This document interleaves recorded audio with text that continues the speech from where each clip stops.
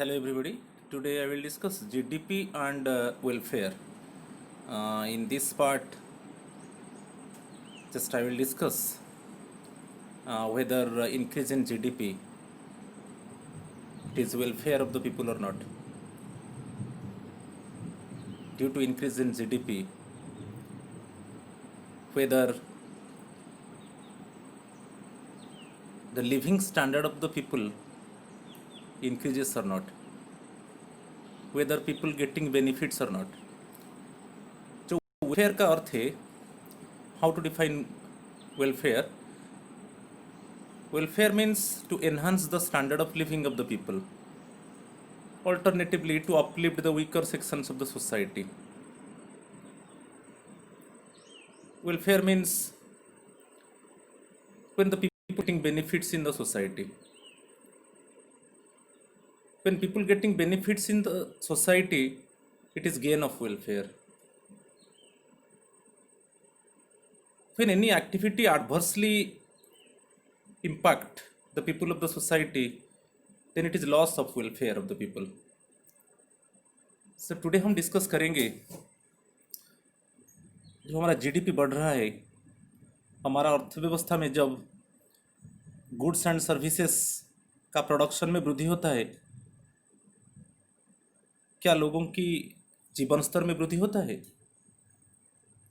क्या लोगों को बेनिफिट प्राप्त होता है? यही चीज इसी पार्ट में हम डिस्कस करेंगे. Just we want to know whether increase in GDP impact favorably of the people or not. Clear? So you see, it is GDP and welfare or limitations of GDP as an indicator of economic growth, or can GDP be used as an index of welfare of the people? Reasons. In some cases, we know that GDP of the country increases, production of goods and services increases, but it could not benefit the people. Due to this, people are not getting appropriate benefits. Often we have detected that increase in GDP increase the welfare of the people, but in some cases, increase in GDP may not be a true indicator of economic welfare of the people. So इसी चीज को आज हम discuss करेंगे. GDP and welfare, limitations of GDP as an indicator of economic growth.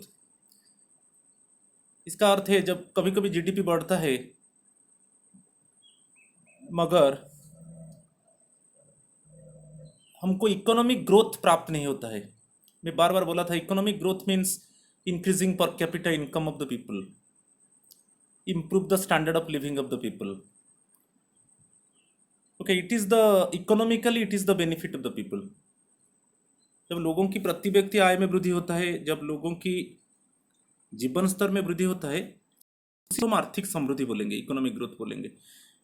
कभी कभी GDP में वृद्धि होता है मगर सोसाइटी में लोगों की जीवन स्तर में वृद्धि नहीं होता है, लोगों की प्रति व्यक्ति आय में वृद्धि नहीं होता है. ओके, सो उसी चीज को हम डिस्कशन करेंगे. Same thing I have written of. Often GDP is considered as an index of welfare of the people. बहुत समय में जीडीपी को, जब जीडीपी बढ़ता है हमको यही लगता है कि नहीं, अभी लोगों का जीवन स्तर में वृद्धि होगा. When GDP increases, at that time we have detected that definitely it would be fruitful for improving the standard of living of the people. People maintain better standard of living in the society. So next sentence, increase in GDP means increase in the welfare of the people. जब GDP में वृद्धि होता है तो हमको यही लगता है कि लोगों को वेलफेयर प्राप्त होगा, लोगों की जीवन स्तर में वृद्धि होगा, लोगों की प्रति व्यक्ति आय में वृद्धि होगा, लोगों का नीड्स पूरा होगा. Okay, we know that when real GDP rises, then flow of goods and services tends to rise. We know that real GDP is measured at the base year price. जब जीडीपी को base year price में major किया जाता है तब इसको real GDP कहा जाता है.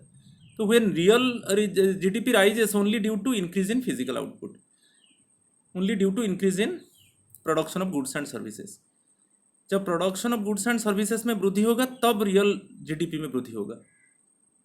सो when real GDP increases, then per capita availability of goods and services also increases.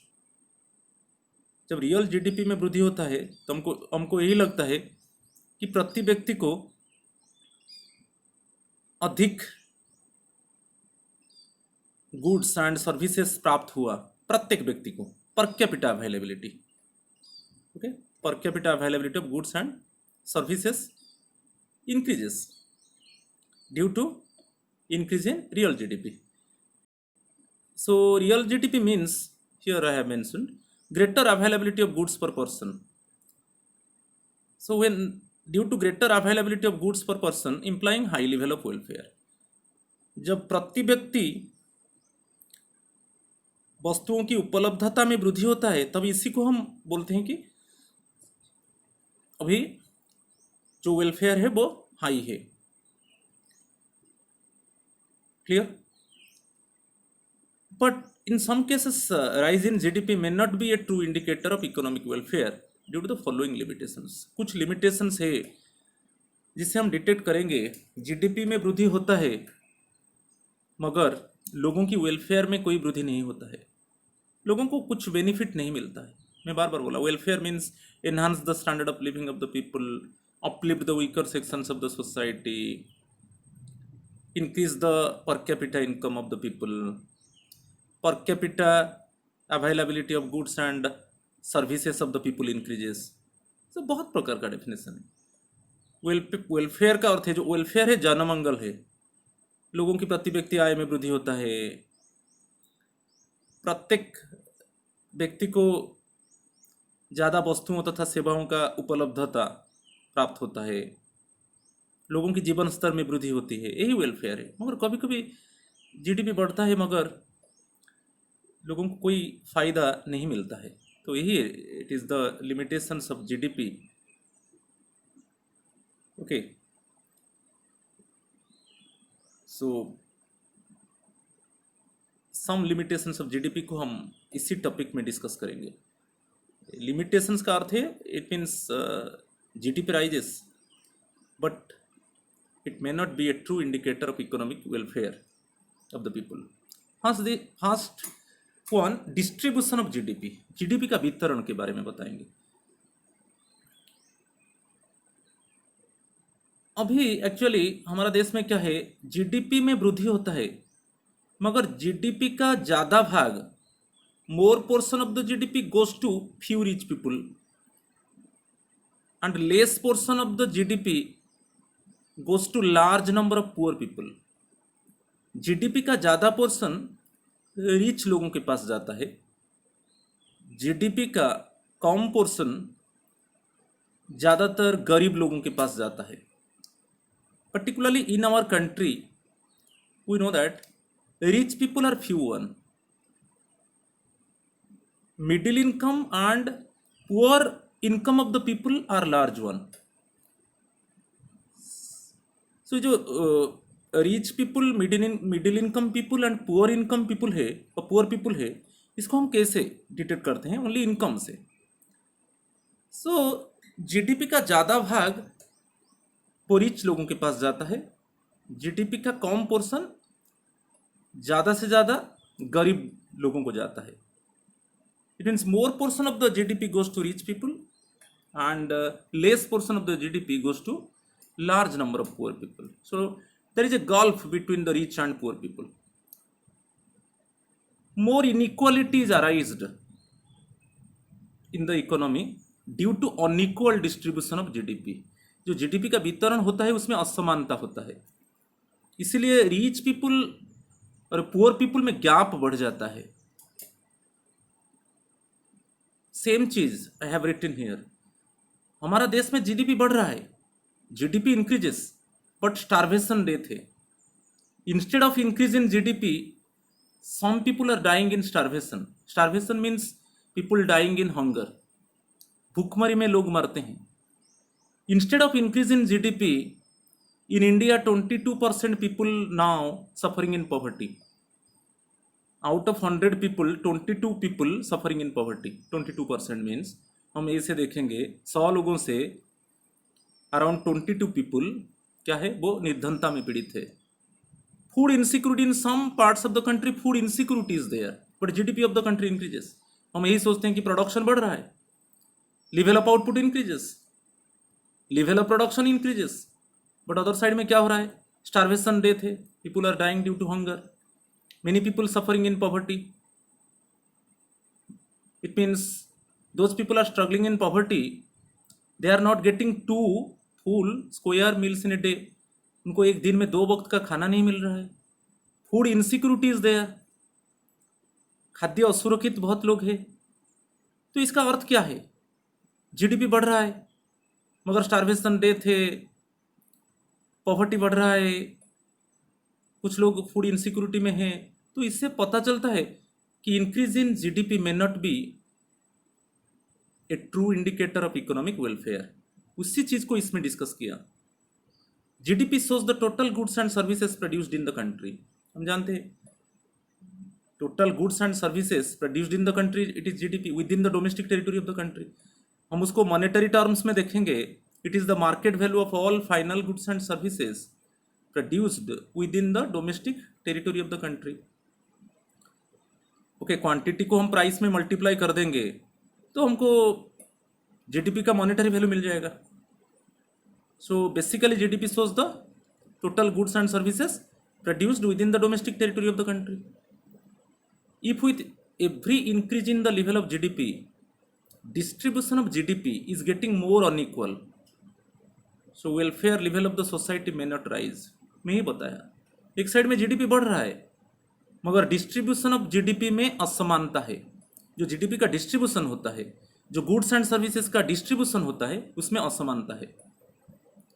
Same चीज नेक्स्ट सेंटेंस में लिख दिया, if more portion of the GDP goes to the hand of few rich people and less portion goes to the large number of poor, then increase in GDP may not be a true indicator of economic welfare. मैं बार बार बताया, जो GDP का distribution अभी हो रहा है, जो गुड्स एंड सर्विसेज का जो डिस्ट्रीब्यूशन हो रहा है, उसका ज़्यादा भाग रिच लोगों के पास जा रहा है।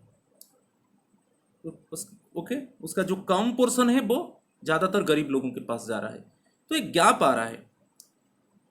Okay, the gap between the rich people and poor people increases. Clear? It means rich people are more richer, poor people are more poorer. GDP बढ़ रहा है, इससे कोई ये नहीं। Production year by year, production of goods and services increases in the economy, but actually very few portion of the GDP reaching to the poor people. Clear? So for this reason, increase in GDP may not be a true indicator of economic welfare. India is facing the similar situation। मैं बार बार बताया, at present situation in India GDP increases, production of goods and services increases year by year, but at what rate production of goods and services increases, in the same rate poverty is not declined। जिस rate में production बढ़ रहा है उसी दर में हमारा poverty कम नहीं हो रहा है। In tribal areas, in remote corner areas, many people are dying due to starvation, due to hunger condition. In our country, some people are not getting 2 full square meals in a day। लोगों को 2 वक्त का खाना नहीं मिल रहा है। तो ये इंक्रीज इन जीडीपी का अर्थ क्या है? वही चीज में लिख दिया है यहाँ पर, starvation death hitting the headlines and more people inflicting in poverty instead of per capita GDP is rising. The gulf between the haves and have nots rising instead of increase in GDP. तो GDP बढ़ रहा है, जो rich है वो richer हो रहे हैं, वो जो गरीब है वो और गरीब हो रहे हैं। So the gulf between the haves and have nots rising instead of increase in GDP. So GDP may not be a true indicator of economic welfare. तो जीडीपी का जो वितरण है उसमें असमानता होने से GDP may not be a true indicator of economic welfare. लोगों को ज़्यादा फायदा नहीं मिलता है, लोगों को ज़्यादा बेनिफिट नहीं मिलता है। ये जो जीडीपी बढ़ रहा है, ईयर बाय ईयर जीडीपी बढ़ रहा है, मगर लोगों को ज़्यादा फायदा नहीं मिल रहा है। कुछ लोगों को, जो रिच लोग हैं, उनको ज़्यादा फायदा मिल रहा है। क्लियर। सेकंड है कॉम्पोजिशन ऑफ जीडीपी। इसमें देखेंगे, सपोज मैं एक एग्जांपल देता हूँ, दो प्रकार का गुड्स लेंगे। One is the civilian goods. Civilian goods में क्या आएगा? Those goods actually needed by the people to fulfill their needs, basically consumer goods, consumer durable goods. In household sector we need some consumer durable goods like television, refrigerator, washing machine, air conditioner. So these are the consumer durable goods. Semi-consumer, semi-durable goods, clothes, shoes. Non-durable goods, those goods can be used in a single act of consumption. All food items, ये सब consumer goods एक side में, civilian goods जिसको बोलते हैं, those type of goods needed by the people to fulfill their needs. Other side में defense goods आता है, related to the war materials, related to the production of wars and ammunition, defense items. Clear. जो composition का GDP है, GDP बढ़ रहा है, मगर जीडीपी क्यों बढ़ रहा है? क्योंकि वार मटेरियल्स का प्रोडक्शन ज्यादा है और जो कंज्यूमर गुड्स का प्रोडक्शन कम है। GDP increases due to increase in production of war materials. Government incur more expenditure on defense, law and order, etc. सरकार ज्यादा खर्च करता है डिफेंस के ऊपर, लॉ एंड ऑर्डर के ऊपर, ज्यादा वार मटेरियल्स को प्रोडक्शन करता है, वो लोगों को ज्यादा वेलफेयर नहीं देता है। Yes, we know that the stockpile of these things and government incur expenditure on law and order and defense, definitely protect the people from internal threat and external threat. मगर लोगों को एक्चुअली क्या चाहिए? लोगों को कंज्यूमर गुड्स चाहिए। The people need consumer goods to fulfill their needs. एक side में होगा डिफेंस गुड्स का प्रोडक्शन होगा, मगर डिफेंस गुड का प्रोडक्शन की तुलना में हमारा कंज्यूमर गुड्स का प्रोडक्शन ज़्यादा होना चाहिए, मगर ये उल्टा है। Now the situation is contradictory one. Production of consumer goods is less than the production of war materials.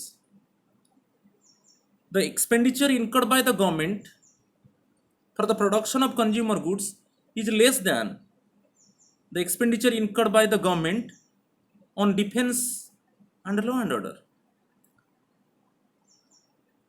तो इसी वजह से लोगों को ज़्यादा वेलफेयर नहीं मिलता है, लोगों को ज़्यादा फायदा नहीं मिलता है, लोगों की प्रति व्यक्ति आय में वृद्धि नहीं हो रहा है, लोगों की जीवन स्तर में वृद्धि नहीं हो रहा है, मगर वो जीडीपी बढ़ रहा है।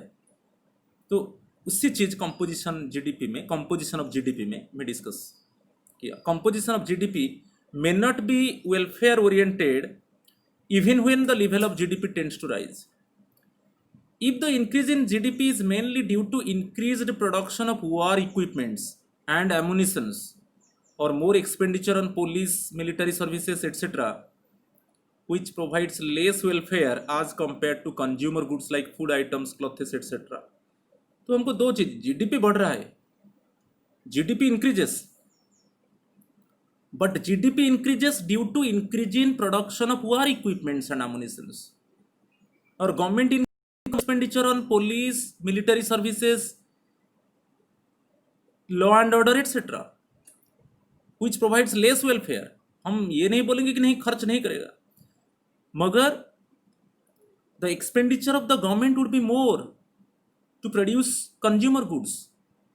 Those goods are highly essential one for the people, but यहाँ पर उल्टा है।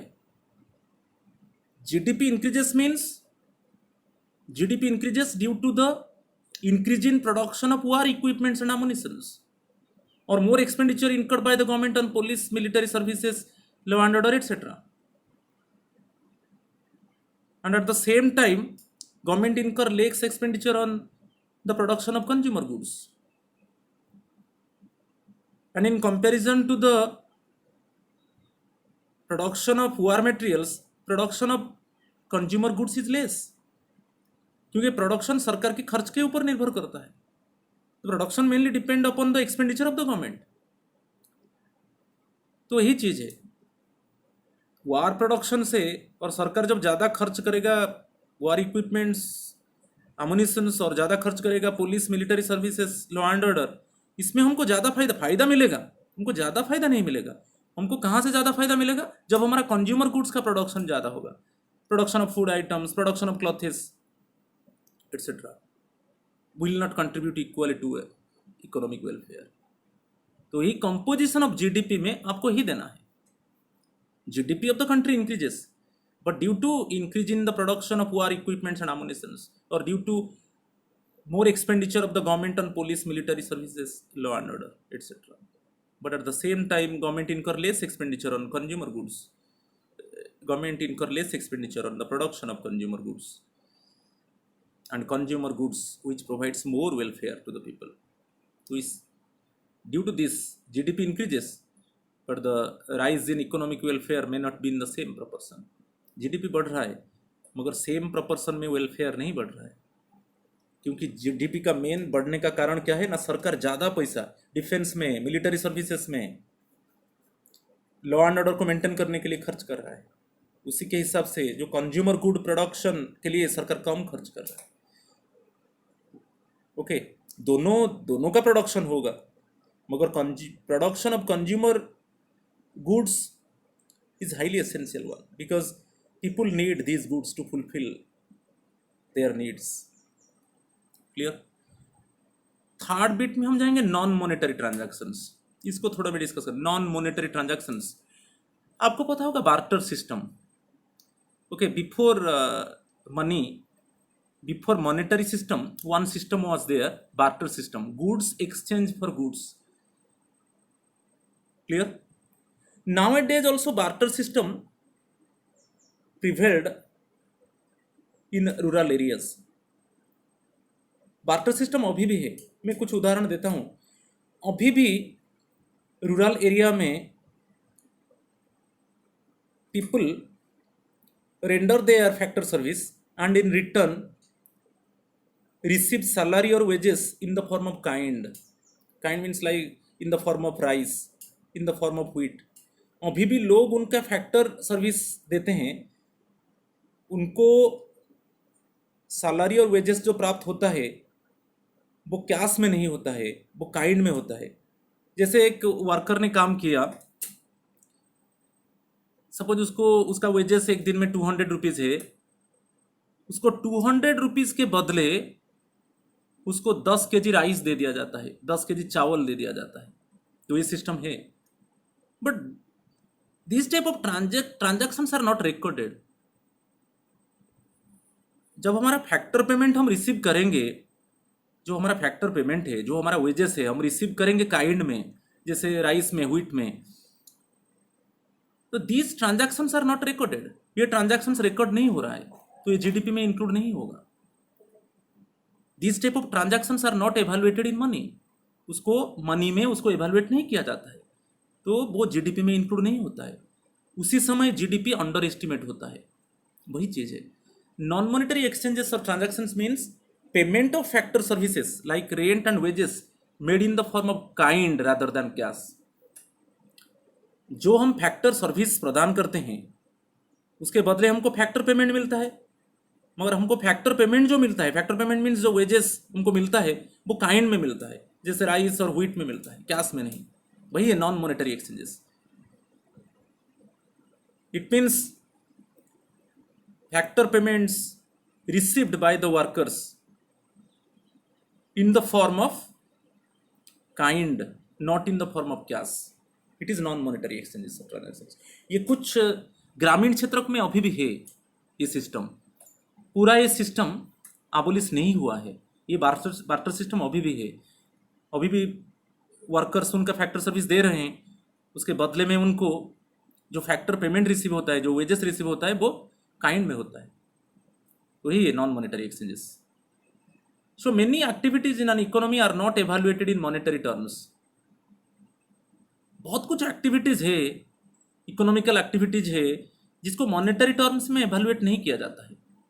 In economies like India, barter system of exchange is not totally non existent.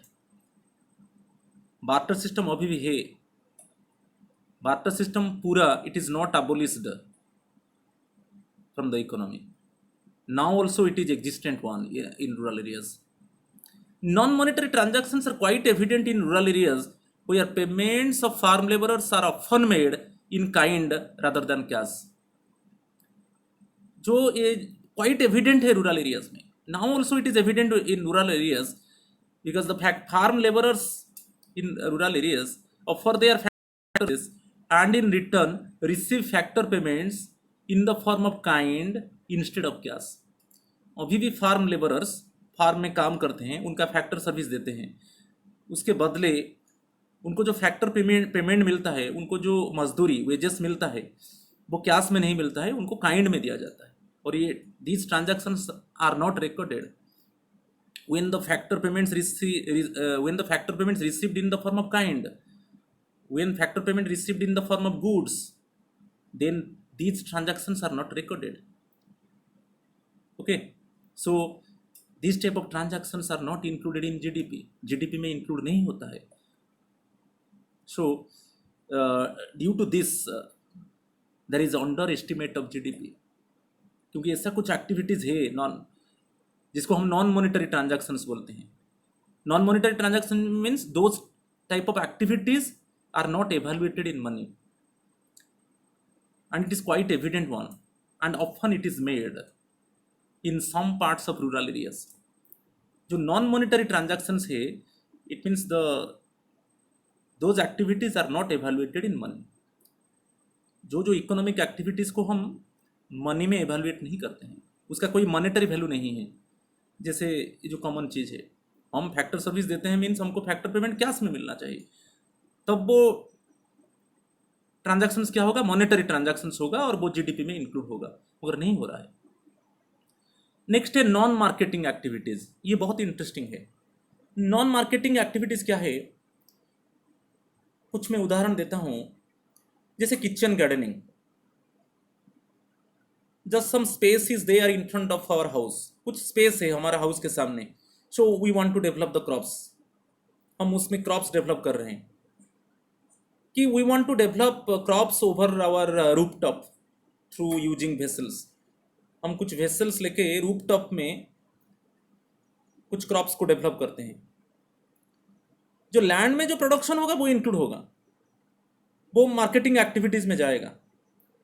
मगर हमारा घर के सामने कुछ स्पेस है, जैसे हमारा रूफटॉप में हम कुछ वेसल को यूज करके प्रोडक्शन कर रहे हैं। Due to lack of data, these activities are not included in GDP. ये किचन गार्डनिंग हम तो बेचने के लिए नहीं कर रहे हैं ना, हमारा घर के सामने कुछ स्पेस है, हम उसमें कुछ क्रॉप्स को डेवलप कर दिया ओनली सेल्फ कंजप्शन के लिए, और हमारा रूफटॉप में हम कुछ वेसल्स को लेके क्रॉप्स डेवलप किया। ये सब मार्केटिंग एक्टिविटीज नहीं है, नॉन मार्केटिंग एक्टिविटीज है, क्योंकि these type of activities due to lack of data, these type of activities are not measured. Clear? और एक बढ़िया एग्जाम्पल देता हूं नॉन मार्केटिंग एक्टिविटीज का। Service of housewife, whole day हाउसवाइफ्स render their services, cleaning, cooking, washing, arrange the books, bring forth the children, sending the children to the school.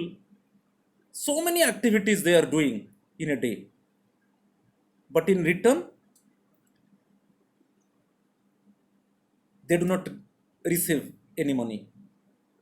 वो काम करते हैं, उनका मेन जो घर का काम है होता है वो करते हैं, उसके बदले में उनको कोई कैश नहीं मिलता है, मनी उनको प्राप्त नहीं होता है। So This activity also, due to lack of data, this activity also is not included in GDP. ये एक्टिविटी में जीडीपी में इंक्लूड नहीं होता है क्योंकि डाटा नहीं है उसको रिकॉर्ड। डाटा कैसे होता है? मेड सर्वेंट काम कर रहा है, जैसे in our house maid servant is working, maid servant render her service and in return receive salary. तो उसका जो सर्विस है उसका मॉनेटरी वैल्यू है, उसको सैलरी मिलता है और वेजेस मिलता है। वो डाटा रिकॉर्ड हुआ और वो जीडीपी में इंक्लूड होगा। मगर जो हाउस वाइफ जो काम करता है उसका तो कोई मॉनेटरी वैल्यू नहीं है ना। ये जो एक्टिविटी है, okay, due to lack of data this activity is not included in GDP. और एक leisure time activities.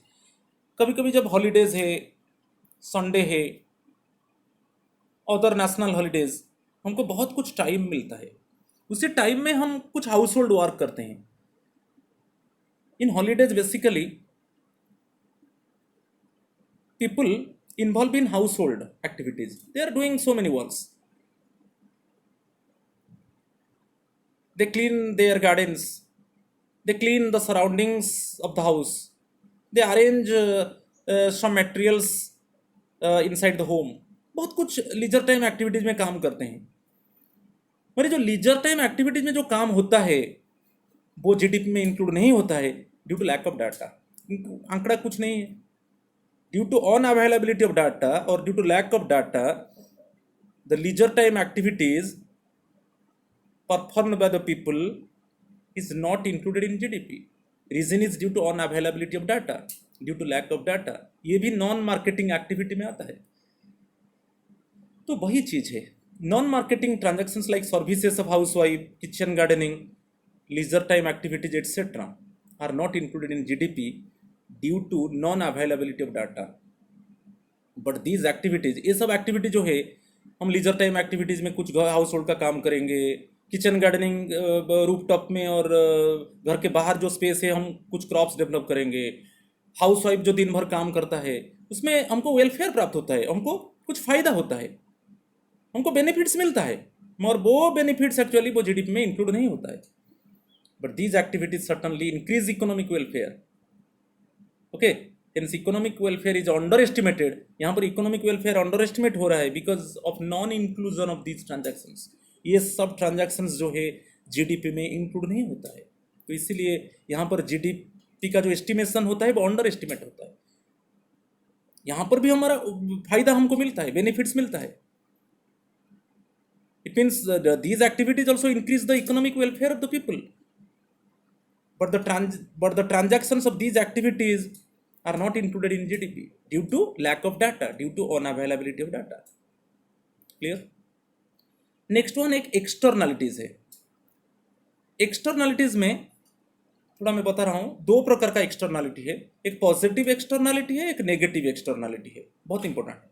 Positive externality के बारे में मैं थोड़ा डिस्कस कर रहा हूँ, सुनिए।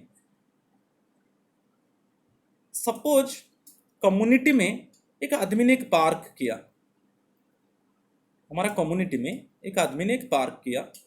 सो पार्क को हम क्या करते हैं, इवनिंग में घूमने के लिए जाते हैं, पार्क में जाकर बैठते हैं। तो पार्क में बैठने से क्या है, हमारा जो क्रिएटिविटी स्किल है वो बढ़ता है। Creativity skill increases, it improves the thinking power, reasoning ability, and the people must be relaxed in the park. Or in morning time also, people going to the park for exercise. Clear? To maintain their physical parts. तो morning में हम exercise करने के लिए park जाते हैं, evening में हम थोड़ा जाकर रिलैक्स हो जाते हैं। जो स्ट्रेस है वो स्ट्रेस दूर हो जाता है, जो बर्डन है वो दूर हो जाता है। ओके, बट हमको जो पार्क से जो बेनिफिट मिलता है उसमें हम कुछ उसको पेमेंट, वो आदमी को हम कुछ पेमेंट नहीं किया, हमको बेनिफिट मिलता है। मॉर्निंग टाइम में हम एक्सरसाइज करते हैं, इवनिंग टाइम में हम रिलैक्स मूड में रहते हैं, थोड़ा थोड़ा हमारा बर्डन फ्री हो जाता है, थोड़ा स्ट्रेस फ्री हो जाते हैं, हम रिलैक्स होते हैं थोड़ा पार्क में बैठकर। ये सब बेनिफिट हमको प्राप्त होता है, मगर हम कुछ पेमेंट नहीं करते हैं। जो आदमी ने पार्क बनाया हम उसको कुछ पेमेंट कर रहे हैं क्या? पेमेंट नहीं कर रहे हैं, मगर हमको बेनिफिट मिल रहा है। और ये जो बेनिफिट हमको मिला उसके बदले में हम कुछ पेमेंट नहीं कर रहे हैं तो ये जीडीपी में इंक्लूड नहीं हो रहा है, क्योंकि हाँ हमको बेनिफिट मिला उसके बदले में हम कुछ पेमेंट कर रहे हैं तो तब वो जीडीपी में इंक्लूड होगा। मगर हमको बेनिफिट मिल रहा है पार्क से, मगर हम कुछ पेमेंट जो आदमी ने पार्क बनाया उसको हम पेमेंट नहीं कर रहे, तो इसलिए वो जीडीपी में इंक्लूड नहीं हो, क्योंकि उस बेनिफिट का कोई मॉनेटरी वैल्यू नहीं है, बेनिफिट का कुछ वैल्यू नहीं है, तो वो जीडीपी में इंक्लूड नहीं हो रहा है। तो वहां पर जो जीडीपी का एस्टिमेशन होता है वो अंडर एस्टिमेट होता है। ठीक है। और एक देखो जो नेगेटिव एक्सटर्नलिटी के बारे में बता रहा हूँ, नेगेटिव एक्सटर्नलिटी में क्या होता है, सपोज हमारा कम्युनिटी में एक फैक्ट्री डेवलप हुआ, सो फैक्ट्री डेवलप होने से क्या है ना, factory ejaculate some toxic gases, factory से सम टॉक्सिक गैसेस निर्गत होता है, factory eject out some toxic water and this toxic water streamline to the rivers ponds, कुछ खराब पानी निकलता है, कुछ सॉलिड वाटर निकलता है प्लांट से, और वो जाकर हमारा पॉन्ड का वाटर और रिवर का वाटर के साथ मिलता है, तो वाटर बर्न डिजीज होता है। क्योंकि generally know that in our community people using pond water and river water, clear. और जो टॉक्सिक गैसेस निकलता है उसमें एयर बर्न डिजीज है, people are suffocate one, people are suffering in different type of air burn and water burn diseases, they expense more money for treatment, वो बहुत पैसा खर्च करते हैं ट्रीटमेंट में, तो उसमें उनको कुछ कॉम्पेंसेशन प्राप्त नहीं होता है। जो फैक्ट्री ने अभी एयर को पोल्यूट किया कम्युनिटी का, कि वाटर को पोल्यूट किया, वो कॉम्पेंसेट करता है क्या, वो कुछ पेमेंट करता है क्या, उसके ऊपर कुछ पेनल्टी लगता है क्या, ऐसा कुछ नहीं है। तो हमारा वेलफेयर है जो लॉस होता है। वेलफेयर कैसे लॉस हुआ ना, different time the people suffering in different type of diseases and then they expense more money, they expense more part of their income for medical treatment, for purchasing medicines, तो उसमें welfare loss हुआ, और जो welfare loss हुआ वो GDP में include नहीं हुआ, क्लियर। तो वही चीज को हम डिस्कस करेंगे externalities. It refers to benefits, हमको बेनिफिट्स होता है, पॉजिटिव एक्सटर्नलिटी में बेनिफिट मिलता है, नेगेटिव एक्सटर्नलिटी में हमको एडवर्स इम्पैक्ट होता है, जो हार्मफुल होता है, जो डेट्रीमेंटल हमारे लिए होता है।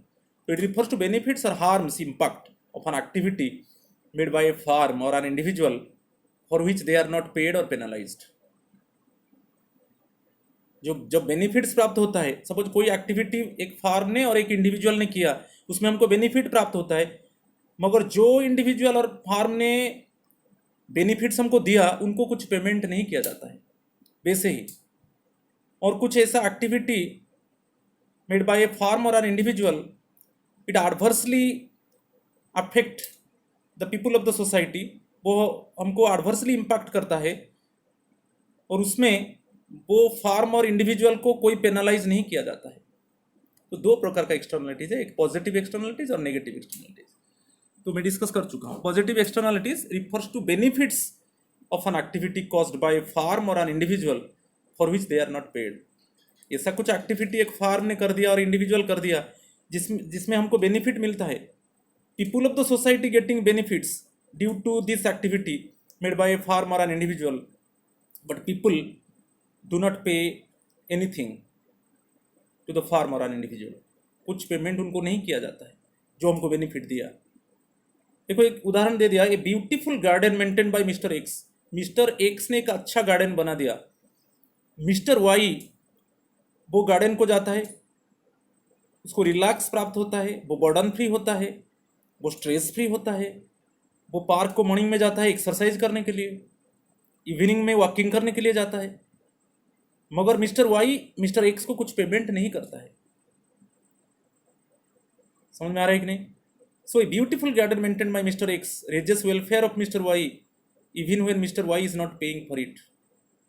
There is no valuation of it in the estimation of GDP and in this case GDP is under estimated. मैं वही बताया, जैसा कुछ एक्टिविटी होता है जिसमें हमको बेनिफिट मिलता है, due to an activity people of the society receive benefits, but they do not pay anything. So in this case, the value of the benefit is not measured. There is no monetary value of the benefit. Benefit का कोई monetary value नहीं है, सो इसीलिए वो GDP में include नहीं होता है. For this reason this benefit is not included in GDP. So इसीलिए जीडीपी अंडर एस्टिमेट होता है. वो है पॉजिटिव एक्सटर्नलिटीज. देन जो नेगेटिव एक्सटर्नलिटीज है, negative externalities it is harms of an activity, adverse impact of an activity caused by a farm or an individual for which they are not penalized.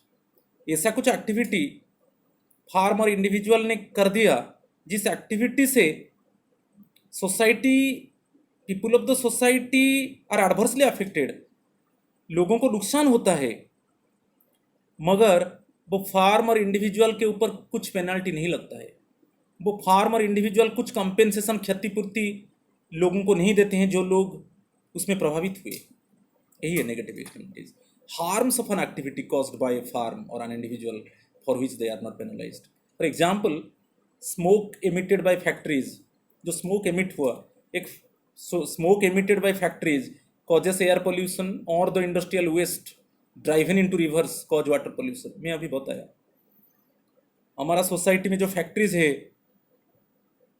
so regularly smoke is emitted out. Due to this air pollution is generated and industrial waste driven into rivers. जो industrial waste है वो river को जाता है और वो river water use by the people and other animals. So water pollution होता है. Due to water pollution water borne disease spread out in the community. Due to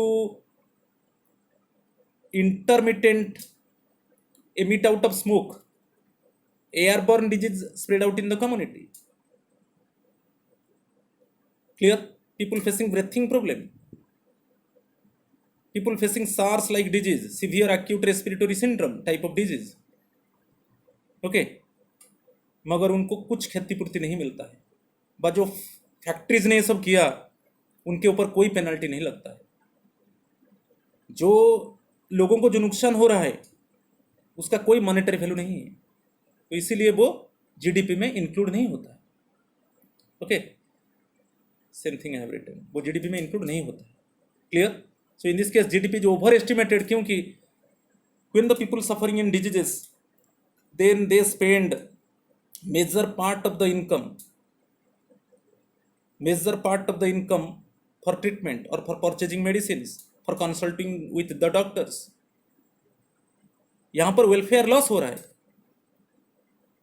okay, जो एयर पोल्यूशन हुआ, जो वाटर पोल्यूशन हुआ, जो बीमारी फैला, उसमें हमारा वेलफेयर लॉस हो रहा है, मगर वो जीडीपी में इंक्लूड नहीं हो रहा है. तो जीडीपी यहां पर ओवर एस्टिमेट हो रहा है. वहां पर क्या हुआ, प्रीवियस पॉजिटिव एक्सटर्नलिटी में जो बेनिफिट हमको मिलता था, ऐसा कुछ एक्टिविटी होता था तो बेनिफिट मिलता था, वो बेनिफिट का कोई मॉनेटरी वैल्यू नहीं था.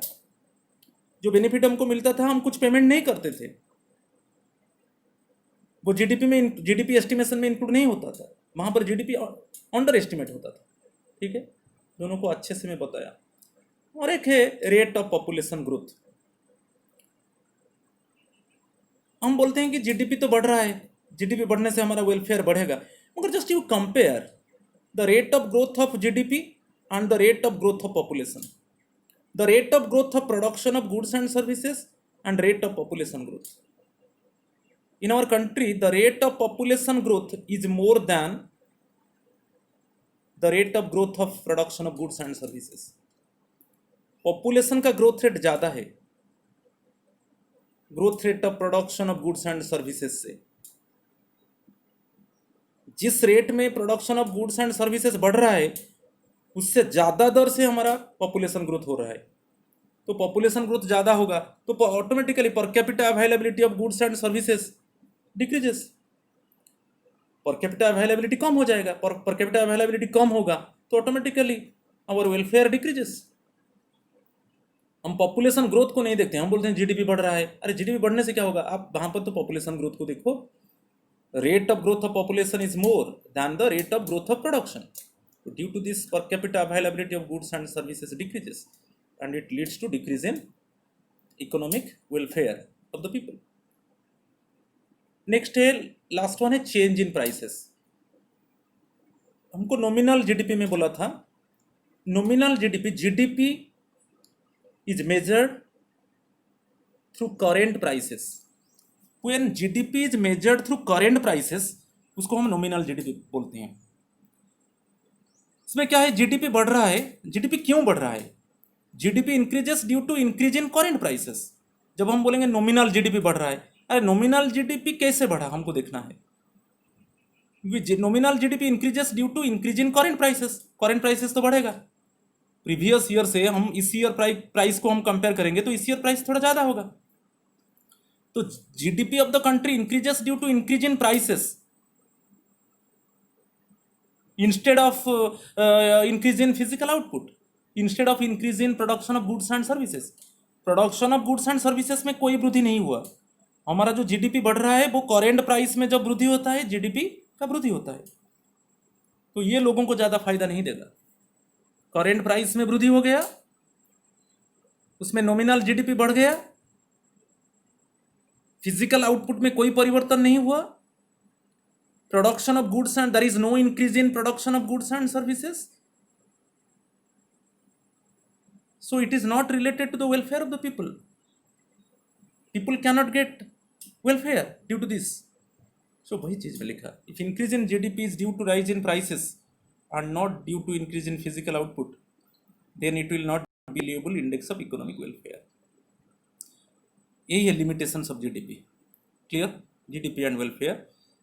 कभी कभी हम बोलते हैं कि जीडीपी बढ़ रहा है, GDP increases, but it may not be a true indicator of economic growth, it may not be a true indicator of economic welfare.